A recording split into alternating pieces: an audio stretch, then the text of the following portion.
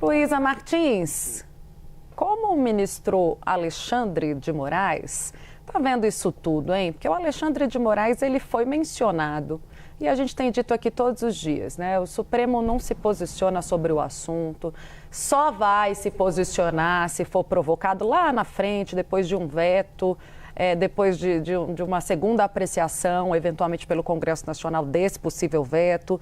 Até agora ninguém está falando nada muito explícito. Até no off mesmo os ministros estão evitando esse assunto. Mas eles estão sendo mencionados como parte de um acordão para validar essa dosimetria.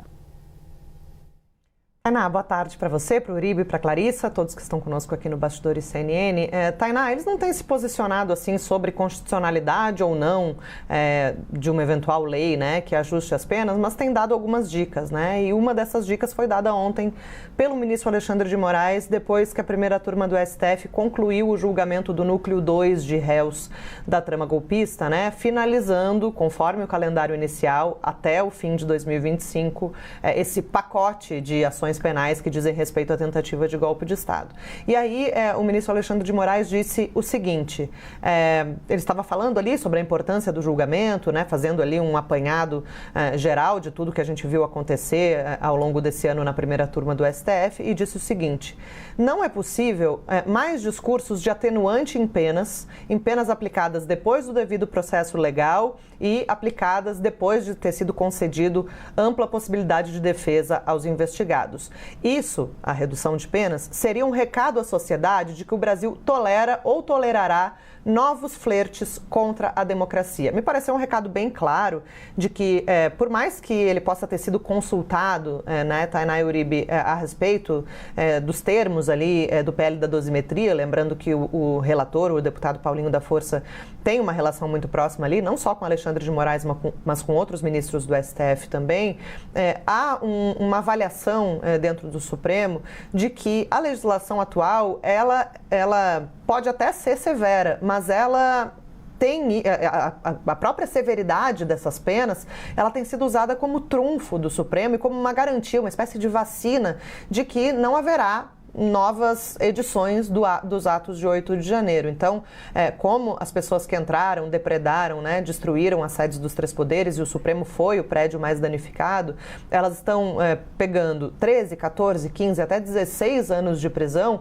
e isso é considerado no Supremo quase uma garantia de que alguém que tem essa mesma intenção vá pensar duas vezes antes de se aventurar, né, em uma empreitada antidemocrática, porque as penas, de fato, são severas.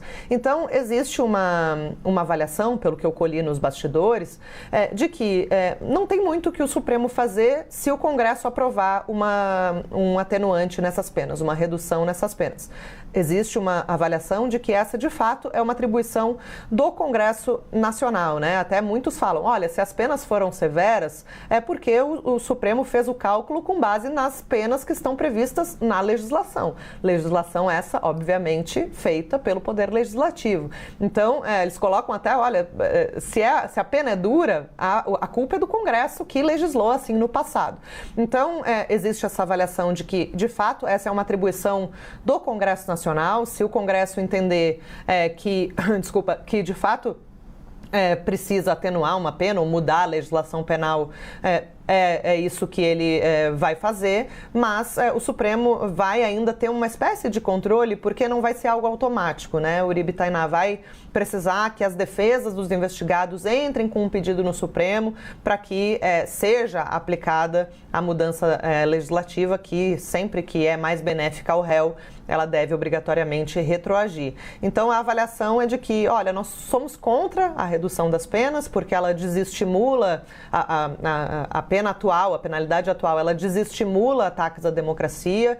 Reduzir isso pode incentivar, pode surtir o efeito contrário, como disse o ministro Alexandre de Moraes, pode passar esse recado ruim, né, de que o Brasil tolera flertes com a democracia, mesmo depois de todos esses julgamentos que a gente viu das ações penais, mas, ao mesmo tempo, o Supremo se vê de mãos atadas. Se o Congresso decidir reduzir as penas ou derrubar os vetos do presidente Lula eventualmente, caberá ao Supremo tão somente engolir essa e aplicar essa mudança na legislação. De qualquer maneira, os recados aí estão claros. O Supremo, pela avaliação ali de alguns dos seus ministros, é contra, né, a atenuação das penas, justamente para evitar, né, que novos ataques aconteçam.